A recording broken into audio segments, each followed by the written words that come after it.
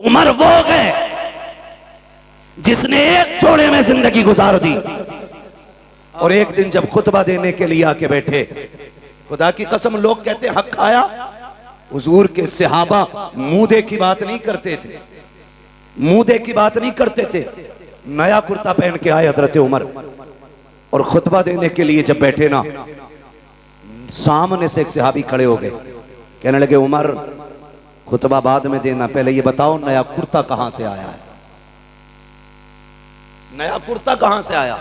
हजरत उमर रो दिए, कहने लगे मैं इसका हिसाब कहां से दूं। आपके बेटे हजरत अब्दुल्ला इब्ने उमर खड़े हो गए, कहने लगे इसका जवाब मैं दूंगा। सहाबा ने कहा अब्दुल्ला तुम बैठो, बात तुम्हारी नहीं तुम्हारे बाप की है, हिसाब इन्हें देना है। कहा जो पूछ रहे हो ये मेरे बाप नहीं बता पाएंगे। कहा फिर तुम बताओ। कहते हैं जब जुमे से पहला दिन था, मेरे बाप के पास एक ही कुर्ता था, मैंने अपने बाप को देखा, वो उसे धुल रहे थे इशा के बाद, उसे धुलते हुए देखा तो कहते हैं जहां से रगड़ते थे वहीं से फट जाता था। कनात देखी, दीन की खिदमत देखी, कहा जहां से रगड़ते थे वहीं से फट जाता था। मैंने कहा पर नया कुर्ता क्यों नहीं बना लेते हैं। आंख में आंसू आ गए। कहा बेटे मेरे पास इतना कपड़ा नहीं है कि मैं कुर्ता बना सकूं।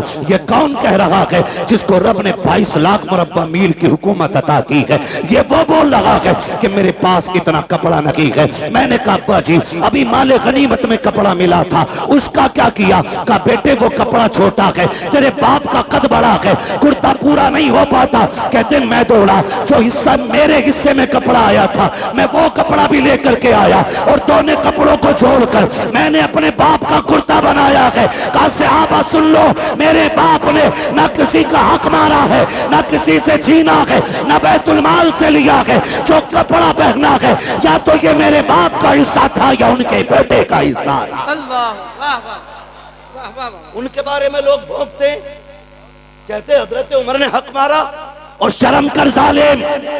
अपने आप को हुसैनी कहता है, बगैर शराब पी के हुसैन के नारे लगाए और कहता तू हुसैनी है। इसे हुसैनी नहीं कहते हैं। देख हुसैनी कौन है, तवज्जो है। हजरत उमर के बेटे हजरत अब्दुल्ला इब्ने उमर गुजर के जा रहे, सामने शहजादे थे, सामने शहजादे थे। मुस्कुरा के मेरे इमाम ने हसन ने कहा ओ मेरे बाप के नौकर के बेटे, मेरे हमारे नौकर के बेटे, बात सुन। जब इतनी बात कही हजरत अब्दुल्ला इब्ने उमर के पैर रुक गए। और अब्दुल्ला इब्ने उमर कोई आम नहीं है, बदरी सहाबी है, बद्र में मुस्तफा के साथ है, बड़ी साथ हजरत अब्दुल्ला इब्ने उमर की है। आप दौड़े दौड़े घर गए कि अब्बा क्या बात है बेटा।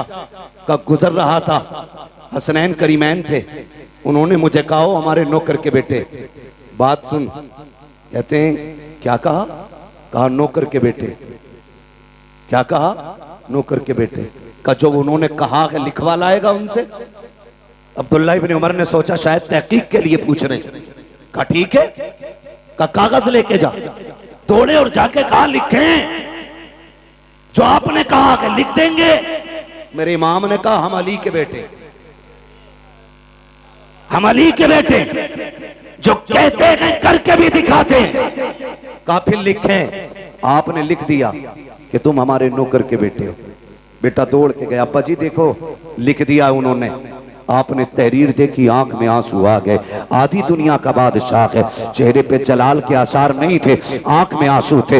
आपने होठों से लगाया, चूमने के बाद आंखों पे रखा। उसके बाद कहा शहजादे इस तहरीर को संभाल के रखना। कहा क्या करना है। कहा अगर मेरा इंतकाल हो जाए तो ये तहरीर मेरे जनाजे के साथ मेरे कफन में मेरे सीने पे रख देना। कहा क्या करोगे अब्बा। कहा जब कब्र में जाऊंगा मुस्तफा से मुलाकात होगी, आका कहेंगे उमर बता तो सही क्या करके आया है। अर्ज कर दूंगा या रसूल अल्लाह जब सागिरी हयात में आप थे तो आपकी नौकरी करता रहा, जब आ गए तो आपके नवासों की नौकरी करते रहा। सुभान अल्लाह, नारे तकबीर।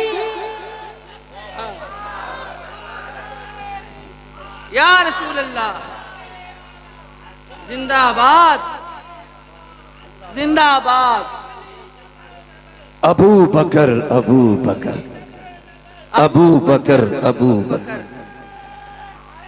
यार समझे जरा, उमर वो है जिसने नबी के दर पे भी पहरा दिया है, नबी के घर पे भी पहरा दिया है।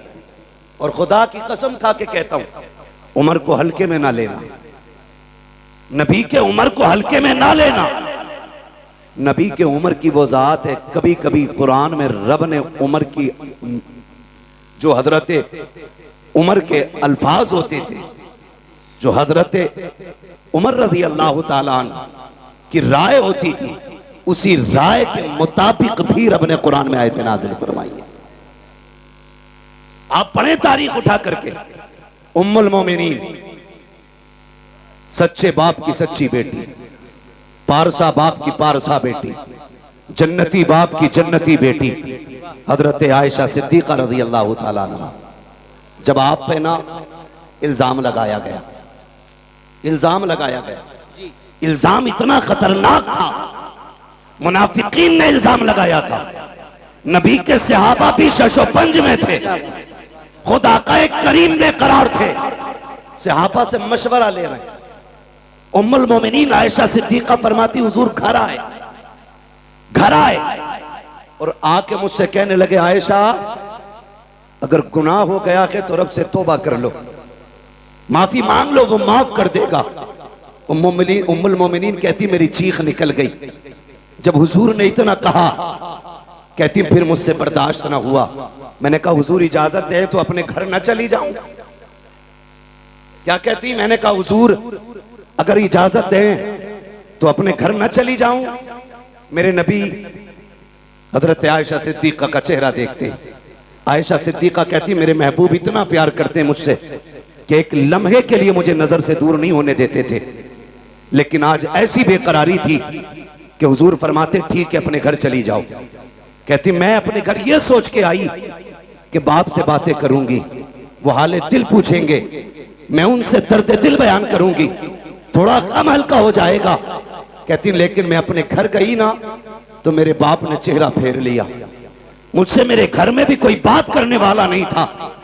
कहती मैं कोने में जाके बैठ गई और जब मेरा दिल डूबने लगा, कहती फिर मैंने अपना दर्द दिल सुप्रीम कोर्ट में पहुंचाया। मैंने कहा मालिक अब मेरा फैसला तू करेगा। कहती ये कह के मैं कोने में बैठ गई। इधर मेरे नबी की बेकरारी का आलम क्या था। फरमाती हुजूर इतने बेकरार थे, इतने बेकरार थे, हुजूर से आपस से पूछ रहे। हजरत अबू बकर से मुलाकात हुई, अबू बकर यार तू बताना क्या करूं मैं, लोगों ने तेरी बेटी पे इस तरह का इल्जाम लगाया है, मुझे क्या करना चाहिए। हजरत अबू बकर सिद्दीक कहते हैं आका मैं बाप हूं, वो बेटी है मेरी, अगर मैं आपसे कहता हूं उस पर भरोसा करो तो लोग कहेंगे बाप था बेटी की हिमायत कर गया, महबूब मैं कुछ नहीं कहूंगा। फिर हजरत अली से मुलाकात हुई, अली तू बताना क्या करना है। अली कहते हैं या रसूल अल्लाह बेकरार क्यों हो रहे हैं, एक आयशा की बात है, आपके लिए किसकी कमी है, आप अभी इरादा करें, सैकड़ों निकाह आपके लिए तैयार हैं, आका बेकरार ना हो। सरकार को तसल्ली ना मिली, कहते मैं चंद कदम आगे बढ़ा, मैंने देखा सामने से मेरा यार उमर आ रहा था, मैंने कहा उमर ठहर तो सकी। हजरत उमर का हाथ मेरे नबी ने पकड़ा, कहते उमर यार मालूम है मदीने में कैसी बातें हो रही हैं, लोग मेरी आयशा के बारे में क्या कह रहे हैं। जी या रसूल अल्लाह मालूम है। कहा यार बताना क्या किया जाए। आका फरमाते हैं मेरे उमर ने पलट के मुझसे दो सवाल किए थे। कहा या रसूल अल्लाह आपसे दो बातें पूछूं, क्या आप जवाब देंगे। मेरे नबी ने कहा हाँ पूछो। हजरत उमर ने पहला सवाल किया। आका फरमाते हैं मेरे उमर ने मुझसे कहा था आका बताइए क्या आपके बदन पे कभी मक्खी बैठी। मेरे नबी ने कहा कि कभी नहीं बैठी। आका दूसरा सवाल ये है कभी आपके पसीने से बदबू आई। कहा कभी नहीं आई। उसके बाद हजरत उमर कहते हैं या रसूल अल्लाह याद होगा आपको जब आप एक राह से गुजर रहे थे, आपकी जूती से गंदगी लग गई थी, जिब्रील आ गए थे, कहा महबूब जूती पे पैर न रखें, अब निकाल दें क्योंकि आपके पैर से लगने वाली जूती पे गंदगी लग गई है। हजरत उमर कहते हैं आका बेकरार ना हो, जो खुदा तेरे बदन पे मक्खी नहीं बैठने देता, पसीने में बदबू नहीं आने देता, जिसे तेरे पैर में लगने वाली जूती पर गंदगी का लगना गवारा नहीं है, वो तेरे बिस्तर पे गंदगी को आना कैसे गवारा कर सकता। वाह वाह वाह अल्लाह अकबर। वाह वाह वाह इतना हजरत उमर ने कहा वाह वाह वाह मेरे आका पे कब कपी तारी हो गई। अल्लाह अकबर। जिब्रील कुरान लेके आ गए। जिब्रील कुरान लेके आ गया। हाय हाय हाय महबूब परेशान ना हो, तेरी आयशा बेगुनाह है, तेरी आयशा पारसाक है। यही वजह थी, सुने सारे, यही वजह थी हुजूर के मजार में दफन होना कोई इत्तेफाक नहीं था। बहुत गौर से मेरी बात सुनिएगा। जब हजरत उमर फारूक आजम का वक्त विसाल आया, आपने अपने बेटे को उम्मुल मोमिनीन के पास भेजा। फरमाने लगे, जा उम्मुल मोमिनीन से जाके कहना है कि यार के दो यार थे, एक यार खिदमत करके मजार में जा चुका, दूसरे यार के जाने की बारी है, इजाजत हो तो ये यार भी यार के पहलू में लेटना चाहता है। समझे तो बोलें, जरा बोलें सुभान अल्लाह। सुभान अल्लाह का ये यार यार के पहलू में लेटना चाहता है। हजरत अब्दुल्ला इब्ने उमर आए, कहते हैं जब मैंने उम्मुल मोमिनीन से जाके बात कही ना, तो कहते हैं इतने आंसू बहे कि दुपट्टा भीगने लगा। फरमाने लगी, अब्दुल्ला वो जगह तो मैंने अपने लिए रखी थी, लेकिन उमर का एक मेरे ऊपर बहुत बड़ा एहसान है, बहुत बड़ा एहसान है।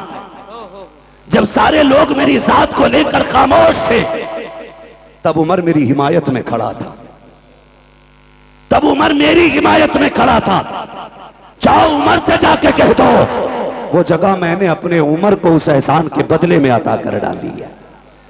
अल्लाह, उनके बारे में लोग भोंकते, वही फरमाते, वही उमर क्या कहते हैं। सुने, मुबारक हो, रब ने हमें और आपको हुसैनी बनाया है। सुभान अल्लाह, रब ने हमें और आपको हुसैनी बनाया है। हुसैनी बनाया है। फरमाते, एक दिन मैं आया खातून जन्नत के घर, हुजूर बैठे हैं, चंद सहाबा बैठे, शहजादे बैठे। कहते मैं भी आके बैठ गया। बहुत गौर से मेरी बात सुनिएगा। अल्लाह करे आज के बाद हर चौखट से हुसैन का लंगर जारी हो जाए। आमीन आमीन। जो मैं बात करने लगा हूं, कहते जब मैं आया ना घर पे, हजरत उमर बयान फरमा रहे, जो बाग का इल्जाम लगाते हैं उन तक ये बात पहुंचाओ। कहते हुजूर बैठे, चंद सहाबा थे, शहजादे बैठे। कहते जब हुजूर के पास में पहुंचा, मैंने देखा शहजादे रो रहे थे भूख की वजह से, भूख की वजह से। घर में खाने को कुछ नहीं था, वो रोए। मेरे नबी ने फरमाया, है कोई जो मेरे शहजादों को कुछ ला के खिला दे?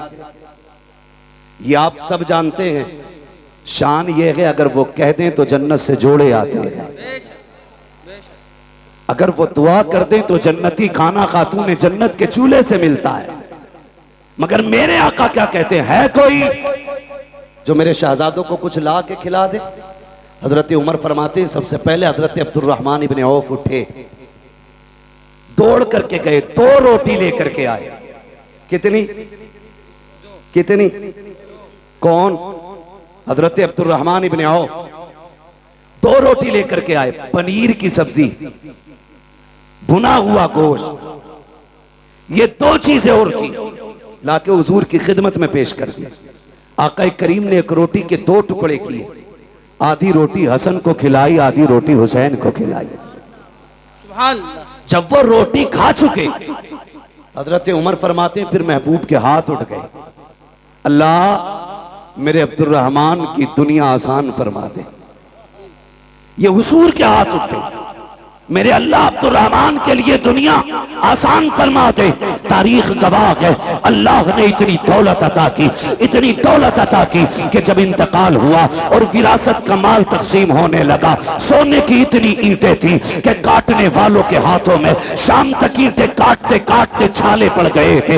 इतनी सोने की ईंटों के टुकड़े किए गए कि काटने वालों के हाथों में छाले। किसी ने कहा था, अब्दुर्रहमान इब्ने औफ, ये बताओ कि दौलत कितनी कहां से आ गई? आपने कहा और तो कुछ याद नहीं है, एक दिन मैंने नबी के नवासों को 2 रोटी दी थी, अल्लाह ने उनके सदक़े में मुझ पे दौलत के दरवाजे खोल डाले। सुभान अल्लाह, सुभान अल्लाह, माशाअल्लाह, अल्लाह सुभान अकबर। अल्लाह। ओ भाई, जो नबी के बेटों पे एहसान करता है, अल्लाह उस पे एहसान बाकी नहीं रखता है, बेशक फौरन बदला देता उठाकर। बेशक। ये शान अल्लाह ने अता फरमाई है महबूब के नवासों, ये शान अता की है। अल्लाह तौफीक दे तो उनके नाम पे खर्च करो, उनके नाम पे खर्च करो, लुटाओ और जमाने को बताओ खाते हैं तेरे दर का। सुभान अल्लाह। बोल सकते हैं तो बोले। ये पंखों के झगड़े ना करें भाई, जिधर मुंह हो जाए छोड़ दो उधरी। खाते हैं तेरे दर का, खाते हैं तेरे दर का, पीते हैं तेरे दर का, पानी है तेरा पानी, दाना है तेरा तेरा दाना है तेरा दाना। हम सुभान सुन्नियों का अल्लाह। अकीदा ये है, हम दुनिया में भी अली के घर का खाते हैं, आखिरत में भी अली के घर का खाएंगे इंशाअल्लाह। आप कहेंगे कैसे? तो एक दरख्त है जन्नत में जिसका नाम है तूबा। क्या नाम है? इधर वाले भी बोल सकते हैं। क्या नाम है? तूबा नामी दरख्त है। फरमाया मुहद्दिसीन ने कि यह दरख्त इतना बड़ा है जन्नत में कि जन्नत में कोई महल, कोई घर ऐसा नहीं होगा जिसमें इसकी टहनियां नहीं पहुंचती होंगी। सुभान अल्लाह। वाह वाह वाह। कोई घर ऐसा नहीं होगा जिसमें इसकी खुशबू नहीं जाती होगी। कोई आंगन ऐसा नहीं होगा जिसमें इसका फल नहीं पहुंचेगा। अब सोचो, अगर दरख्त इतना बड़ा है तो फिर वो खड़ा कहां होगा? फरमाया गया जिसकी टहनियां जन्नत की एक एक घर के अंदर हैं, फरमाया उसकी जड़ खातून जन्नत के आंगन में लगी होगी। सुभान अल्लाह, सुभान अल्लाह। हुजूर की बेटी के आंगन में जड़ होगी और उस जन्नत के हर महल के अंदर खातून जन्नत के घर का सदका जा रहा होगा। वो किसी ने कहा था, ये जिसने भी कहा बड़ा अच्छा कहा, बड़ी प्यारी बात कही कि ये चक्की फातिमा की चल रही है, समाना जितना लंगर खा रहा है। बरेली वाले ने बात ही खत्म कर दी और ऐलान किया था, तेरे टुकड़ों पे पले गैर की ठोकर पे न डाल, चिड़कियां खाए कहां छोड़ के सदका दे। सुभान अल्लाह, सुभान अल्लाह। वाह वाह वाह वाह वाह। सुभान अल्लाह। अल्लाह अकबर। अल्लाह जिंदाबाद। अबू बकर अबू बकर अबू बकर बकर। अबू अली अली अली अली अली। अल्लाह अकबर। या रसूल अल्लाह। एक छछूंदरों की टीम है, वो कह रही है हम मौलाई हैं, अंदर से मवाली हैं।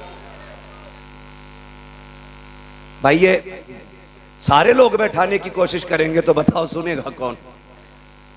सारे देखो पीछे वाले हाथ ऐसे कर रहे हैं आपको, यानी कि आप बैठ जाइए। अपने भाइयों के लिए आसानियां फरमा दें। जो मोमिन होता है वो अपने मोमिन भाई के लिए आसानी पैदा करता है। लफ्ज मवाली से तकलीफ तो नहीं हुई किसी को? मौलाई। और भाई हुई भी तो हम पे क्या फर्क पड़ता है? वाह। मेरा तो हमेशा ये कहना रहता, मैं आईना को दिखाऊंगा दाग चेहरे के, क्या कहने। जिसे खराब लगे सामने से हट जाए।